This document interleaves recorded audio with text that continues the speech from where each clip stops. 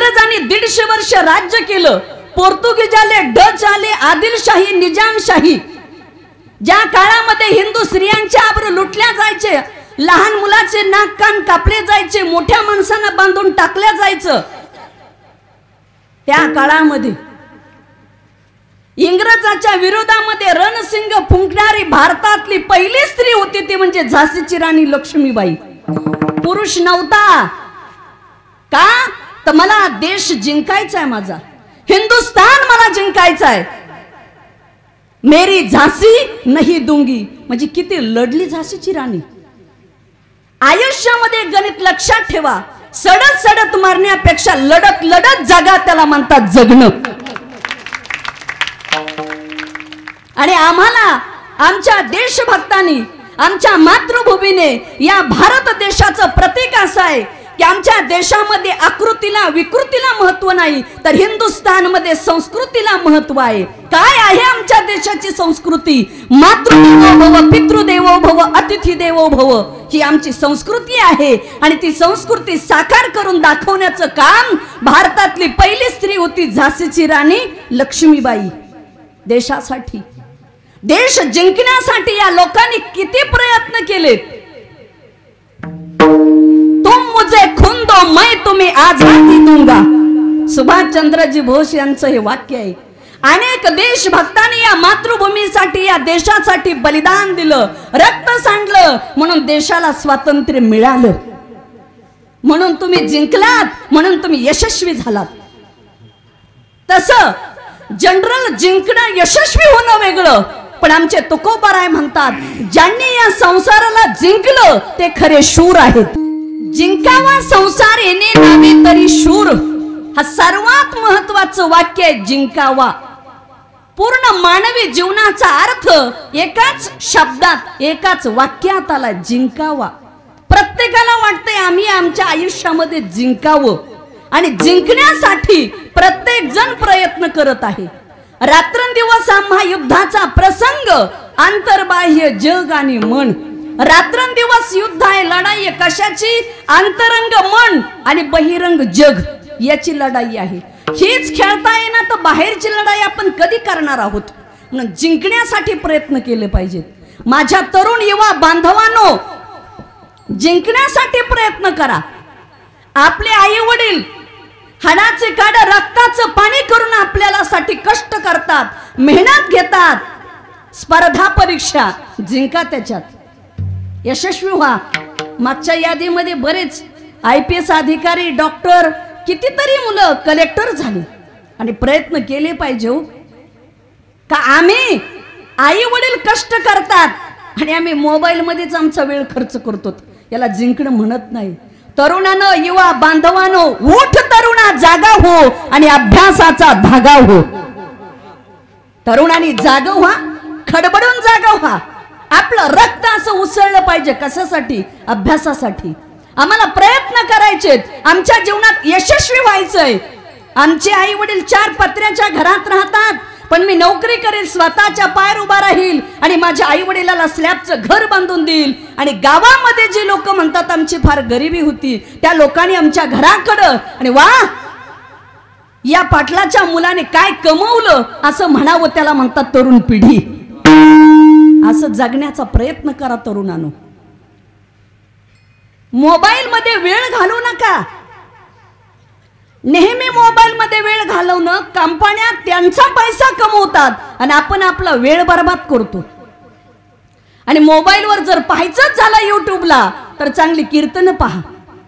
शेख नावाचा 21 वर्षाचा मुलगा कलेक्टर झाला, त्याची मुलाखत पहा.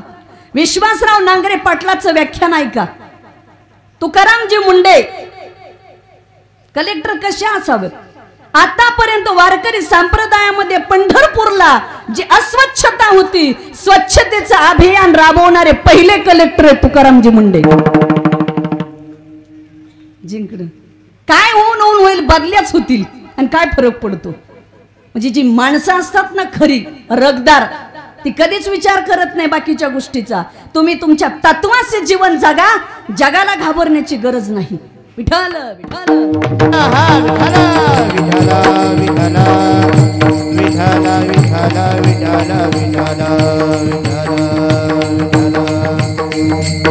युद्धों को घाव का भी सीना सीखो, युद्धों को घाव का भी सीना सीखो, विष छोड़कर अमृत पीना सीखो।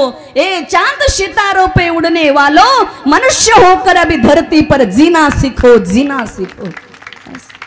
जीवन कसं जगायचं हे शिकलं पाहिजे। आणि जोपर्यंत माणसाला जगता येत नाही ना तोपर्यंत काय आहे, जगा। कसं जगावं, शुरासारखं जगलं पाहिजे। कोणी या संसाराला जिंकलं, आमचे ज्ञानोबराय। हिंदवी स्वराज्याची स्थापना करणारे हिंदू हृदय सम्राट छत्रपती शिवाजी महाराज, त्यांना म्हणावं शूर। रायरेश्वराच्या इथे बोट कापलं, रक्ताचा अभिषेक केला आणि प्रतिज्ञा केली, हिंदवी स्वराज्य स्थापन करायचं, त्याला म्हणतात शूर। पावनखिंडीमध्ये लढत लढत गेले बाजी प्रभू, त्याला म्हणतात शूर। गडाला पण सिंह गेला। आता कार्यकर्ते तेवढे राहिले का निष्ठावान? गाडीत एकाच्या, प्रचार एकाचा, मतदान एकाला, दारू एकाची, विचारलं तुम्ही कोणाचे म्हणतातच काय नाही, पाणी तेरा रंग कैसा जिसमें मिले वैसा। वरून दुस्ती नातून कुस्ती, हे कोणाचे ते नेमकी कळतच नाहीत। असली माणसं फार विचित्र, घातकी लोक। निष्ठा कुठं राहिल्यात? निष्ठत चालल्यात। ही परिस्थिती आज समाजामध्ये झालेली आहे। म्हणून झुंजार शूर, शूर असलं पाहिजे। शूर आम्ही सरदार, आम्हाला काय कुणाची भीती। माणसाने शूर असलं पाहिजे, शुरासारखं जगावं। आणि आम्ही नेहमी सांगत असतो एक वाक्य, 5-10 वर्ष कुत्र म्हणून जगण्यापेक्षा 2-3 वर्ष जगा, पण वाघ म्हणून जगा आणि स्वाभिमान घाण टाकू नका, त्याला म्हणतात जगणं। काय करता होत्या जगण्याला? जगा ना स्वाभिमानात, जगा आणि जगू द्या। एसटीच्या कर्मचाऱ्यांनी 39 लोकांनी आत्महत्या केल्या।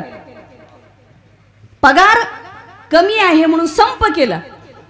आमच्या पाटोदा तिथं स्टेशनला, डेपोला मी सुद्धा काल जाऊन एसटी कामगाराला हे दिले, पाठिंबा दिलाय। पेपरला बातमी आल्या आज। म्हणलं आता कार्तिकी वारी आली आणि आमच्या वारकऱ्याला एसटी चालू झाली पाहिजे। आणि खरंच आहे हो, मला तुम्हाला एक सांगू का, खरंच एसटी कर्मचाऱ्याला पगार कमी आहेत। 10 कोटीची गाडी असू द्या, पण जाता येईल का ड्रायव्हर शिवाय? आणि नेमकं ड्रायव्हरलाच पगार कमी, काय करता? टावर खालीच रेंज गेली। जे खरे कष्ट करतात ना त्यांनाच काही नाही बघा, कमी त्यांनाच। एका शिक्षकाला पगाराची सीमा आहे का? 70-80? एका प्राध्यापकाला 1-1.5 लाख रुपये पेमेंट आहे, तरी घरावर बोर्ड असतो, येथे साडीला फॉल व पिको करून मिळेल।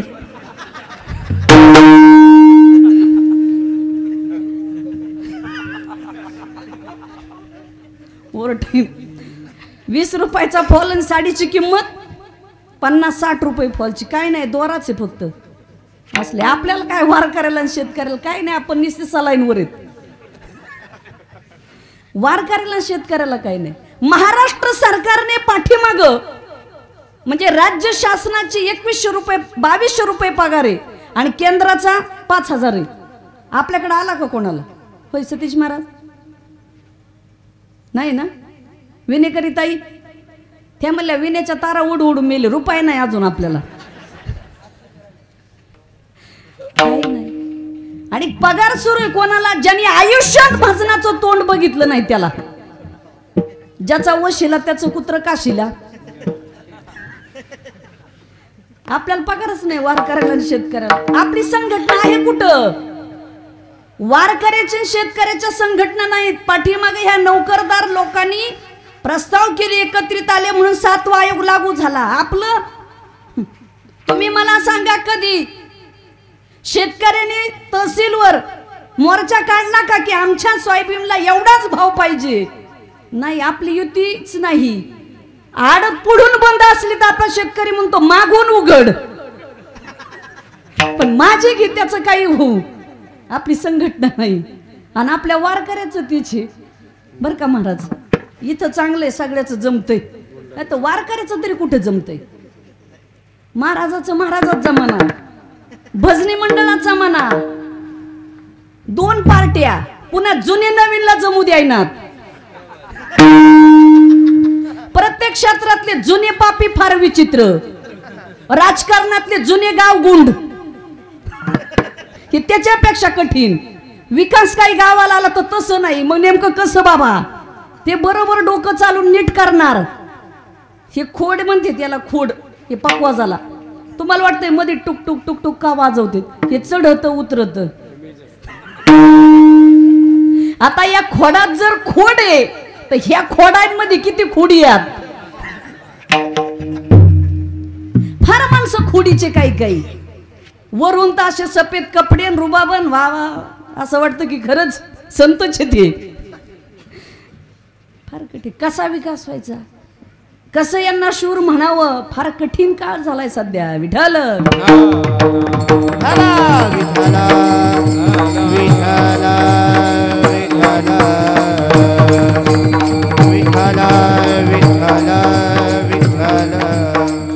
तुमच्या शूरपणा असला पाहिजे. अर्जुन शूर होता पण धीर खचला. केव्हा? महाभारताच्या प्रसंगी. दोन्ही सैन्याच्या मध्यंतरी श्रीकृष्णाने रथ नेऊन उभा केलाय आणि अर्जुन म्हणत आहे, देवा, गुरु द्रोणाचार्य ज्यांच्या मांडीवर बसून आम्ही शिक्षण घेतलं, भीष्माचार्य पितामह ज्यांच्या मांडीवर आम्ही लहानाचे मोठे झालो, कृपाचार्य माझे नातेवाईक, यांना मारून मला काय करायचे? धीर खचला. त्यावेळेस भगवंताने सांगितलं, अर्जुना, सांडी हे मूर्खपण, उठी घे धनुष्यबाण. मूर्खपणा सोड, हातात धनुष्यबाण घेऊन लढ. खोट जर असेल, अत्याचार असेल, अन्याय असेल, तो कुठलाही असू द्या, आपला असो नाही तर बाहेरचा, तो मारलाच पाहिजे. आणि अन्याय करणाऱ्यापेक्षा अन्याय सहन करणारे जास्त गुन्हेगार आहेत. म्हणजे अन्यायाच्या विरोधामध्ये लढण्याची धमक आपल्यात पाहिजे. पण ते नाहीच. मी तुम्हाला महत्वाचं वाक्य बोलून जाईल. महाभारतामध्ये तुम्ही सांगा, द्रौपदी खरंच भीष्माचार्य द्रोणाचार्य बोलले असते तर तुम्हाला वाटतं का दुःशासनाची धमक झाली असती द्रौपदीच्या साडीला हात लावायची? कधी कधी मला कमाल वाटते. भूमिका घेणारी माणसं लागतात, भूमिका घेणारी. पण चांगली माणसं जेव्हा गप्प बसतात ना, तेव्हा मूर्खाचा सुळसुळाट होत असतो. कधी शहाण्या माणसाने भूमिका घेतल्या पाहिजे. गावचं भांडण असो नाही तर भावभावाचं असो, भावभावाचं भांडण पारावर गेलं तर आजकाल परिस्थिती अशी, जो गरीब आहे त्याच्या बाजूने कुणीच बोलत नाही आणि जो श्रीमंत भाऊ आहे त्याच्याकडे 2 एकर जास्त गेली तरी त्याच्याच बाजूने बोलतात आणि काहीच बोलत नाहीत. मुगगिळे गप बसतात. न्यूट्रल सत्ता करायचा का बघू, यांचं कसं येईल बघू, हे नुसतं न्यूट्रल घेरच टाकत नाही. पण तुम्हाला माहिती आहे का, अन्याय होत असताना गप जरी बसलं ना आपण आणि खऱ्याचं समर्थन न करता खोट्याचं समर्थन जर केलं तर भीष्माचार्यासारख्याला सुद्धा शरपंजरी पडावं लागलं तर तुमची आमची काय कथा आहे? भूमिका घ्या. म्हणून बराच वेळा मला आठवतं आणि या नारदाच्या गादीवर सांगेल, आपल्या हिंदू धर्माचा अभिमान आणि स्वाभिमान, अयोध्येतलं राम मंदिर किती वर्ष झालं, त्या राम मंदिरासाठी किती जण गेले, पण खरंच देशाचे पंतप्रधान नरेंद्र भाई मोदी राम मंदिराचा निकालच काढला. याला म्हणतात पंतप्रधान. बनाएंगे मंदिर, बनाएंगे मंदिर, कसम तुम्हारी राम प्राण से प्यारा है, प्राण से प्यारा है, अवधपुरी का राम बनाएंगे मंदिर, बनाएंगे मंदिर,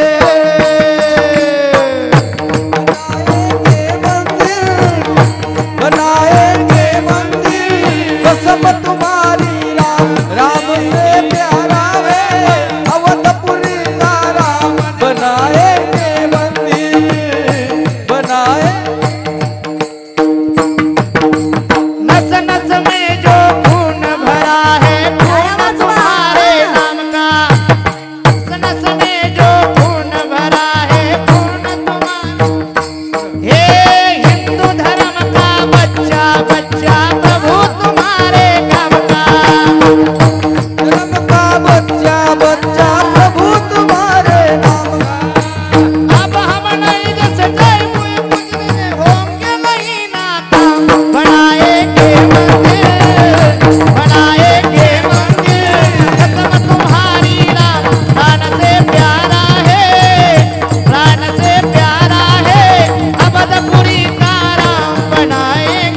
मंदिर, बनाएंगे मंदिर, बनाएंगे मंदिर, बनाएंगे मंदिर, कसम तुम्हारी राम राम से प्यारा है अवधपुरी का राम। बनाएंगे मंदिर, बनाएंगे मंदिर। हाँ मर्यादा पुरुषोत्तम राम मर्यादा से होंगे काम, हम हैं दीवाने राम के। राम जी की डोली चली बोले बजरंग बली, भक्ति अयोध्या धाम के। राम जी का मंदिर बने खुशियों के दीप जले, होंगे नहीं नाकाम। बनाएंगे मंदिर, बनाएंगे मंदिर, कसम तुम्हारी राम प्राण से प्यारा है, प्राण से प्यारा है अवधपुरी का राम। बनाएंगे मंदिर, बनाएंगे मंदिर।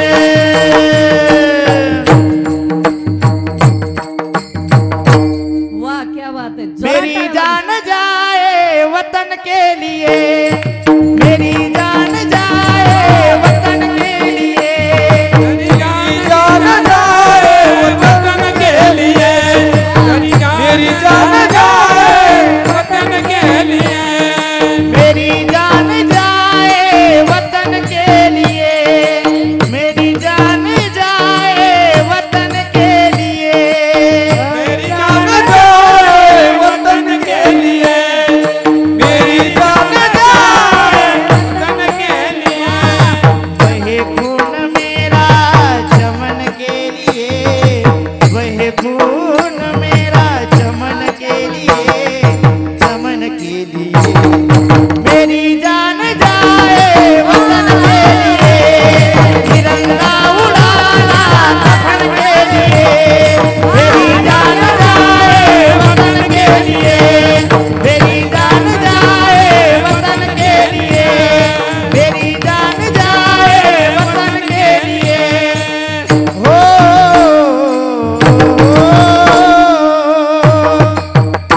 एकदा जोरात टाळ्या वाजवा. अयोध्येमध्ये राम मंदिरच झालो आणि त्या माणसाची कमाल आहे.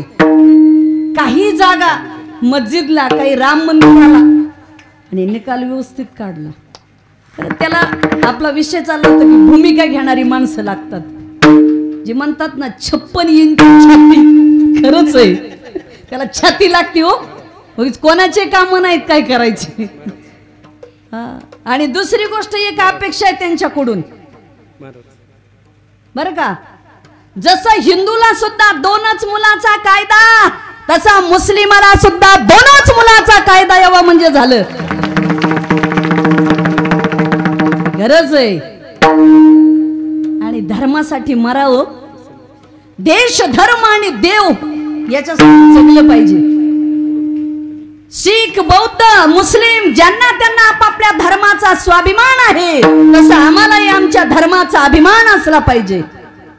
धर्मवीर संभाजीराजे सांगितलं आमच्या धर्माचा स्वीकार करा औरंगजेबाने. तिथं आम्ही असतो तर आज धर्म गेला खड्ड्यात, जीवनप्रिय म्हणलं असतो. म्हणले नाही, गेलो तरी चालेल पण मी माझा धर्म सोडणार नाही. म्हणून धर्मवीर खरं देशासाठी मेलं पाहिजे, देशासाठी जगलंही पाहिजे. धर्माचे पालन, धर्माचे पालन, धर्माचे पालन, धर्माचे पालन. हो हो धर्माचे पालन, धर्माचे पालन, धर्माचे पालन. धर्माचे पालन, धर्माचे पालन, धर्माचे पालन, धर्माचे पालन. हो धर्माचे पालन, धर्माचे पालन,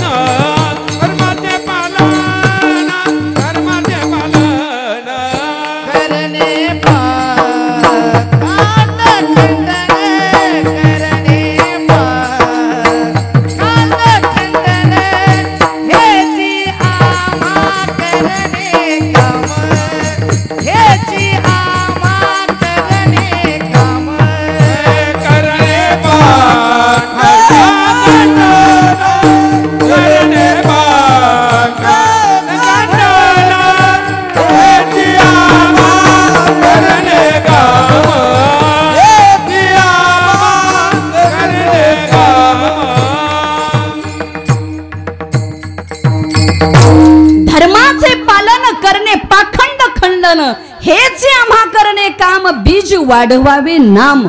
धर्माचं पालन करणं हेच आमचं काम आहे, तुकोबाराय म्हणतात. आज आपल्या देवपूर नगरीमध्ये सप्ताह आहे. सप्ताह हा काय मनोरंजनाचा विषय आहे का? मुळीच नाही. तुम्ही तुमच्या कष्टाचे 2 रुपये ज्या सप्त्यासाठी वर्गणीसाठी दिलेत, याचं एक काम आहे की तुम्ही धर्माचं रक्षण करण्यासाठी एवढा मोठा टास्क केलाय. धर्मासाठी, आणि खरंच धर्मासाठी मेलही पाहिजे आणि जगलंही पाहिजे, या देशासाठी, या धर्मासाठी. पण आजचे तरुण वीर, 5-7 वर्ष झालं तिचं माझ्यावर फार प्रेम होतं आणि तिचं लग्न झालं, केली आत्महत्या. अरे का मूर्खा, रोग आला का तुला फाशी घ्यायला? कशासाठी? पुरीसाठी? काही माणसं आहेत का कंस? आत्महत्या होय महाराज. ती म्हणली होती लग्न करेल माझ्याबरोबर, तिने दुसऱ्या बरोबरच केलं. अरे काय करू दे ना, केलं तर काही फरक पडतो का? काय बसायचं तिच्या नादी लागत? ही अशीच म्हणजे त्या स्वातंत्र्यवीरांनी, ह्या लोकांनी देशासाठी प्राण दिले आणि हे पुरीसाठी जीव देत. हे असे प्रेमवीर आहेत. काय पुरीनो, तुम्ही सुद्धा इथं बऱ्याचशा मुली सुद्धा असतील, त्याच्यात पडू नका. आणि मुलींनी तर आता ते ऑनलाईन अभ्यास झाल्यामुळं मोबाईलची गरज आहे. पण पोरींनो, स्वतःच्या पायावर उभा राहिल्याशिवाय काहीच करू नका. आयुष्यभर पुन्हा तेच करायचंय. धर्माचं रक्षण करा पोरींनो. आता मुलीचे दिवस आलेत. प्रत्येक गावामध्ये 100-150 मुलगा बिना लग्नाचा आहे. तुमच्याकडे कसं आहे? आपल्याकडं तसंच आहे ना? हे काय नाही, नुसते वराती पुढे नाचत येत. आता फार वाईट दिवस आलेत. लोकांनी 12:30चं लग्न 2:30-3 वाजतेत. आपल्याकडं कसं आहे? मुलीच्या बापाचं आणि मुलाच्या बापाचं दोघाचं चालू देत नाहीत. प्यायची फुकटची, मारायच्या उड्या. सोडून द्या. निस्सी 2-3 कॉर्डर लावला डीजे की निस्सा नाचवतो. महाराजांनी बी नाचवला पप्पाच. हे आता मुलींनो, असं जगा. तुमच्या इथं बाजार कुठला आहे आपल्याकडं? दुधा.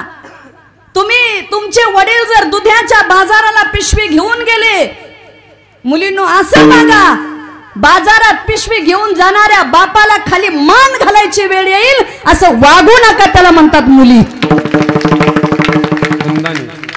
चांगल्या जगा हो, करारी जगा, शूरपणाने जगा. आयुष्य फार चांगले, फक्त जगता आलं पाहिजे. तुम्हाला जगता आलं पाहिजे. या जन्मावर, या जगण्यावर शतधा प्रेम करावे. या जगण्यावर, जन्मावर शतधा प्रेम करा. कुठंतरी कोणाच्या तरी नादी लागून आयुष्य बर्बाद करू नका मुलींनो. स्वतःच स्ट्रगल करा, मेहनत करा. आज मुली सुद्धा डॉक्टर, वकील, इंजिनियर, कलेक्टर, देशाच्या राष्ट्रपती पर्यंत महिला जाऊन पोहोचल्यात. कुठं मुली कमी राहिलेल्या आहेत? म्हणून स्त्रियांनी सुद्धा शूर बना. नवरा दारू पितो म्हणून आत्महत्या करू नका. नवरा पितो म्हणून माहेरी निघून जाऊ नका. महिला मंडळ, तुम्ही सुद्धा रणरागिणी बना, जरा शूर बना. शूर शूर फक्त पुरुषानेच बनायचं नाही, तर शूर महिलांनी सुद्धा बनायचंय.